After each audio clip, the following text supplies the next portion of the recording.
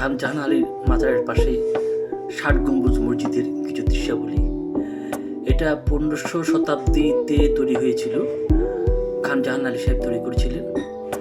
এটা মসজিদ হিসেবে তৈরি হয়েছিল। এখানে ৬০টি না 77 অর্থাৎ ৭৭টি গম্বুজ রয়েছে। তো এটা দেখতে অত সুন্দর। তার চারিপাশে গম্বুজের আশেপাশে রয়েছে পুকুর,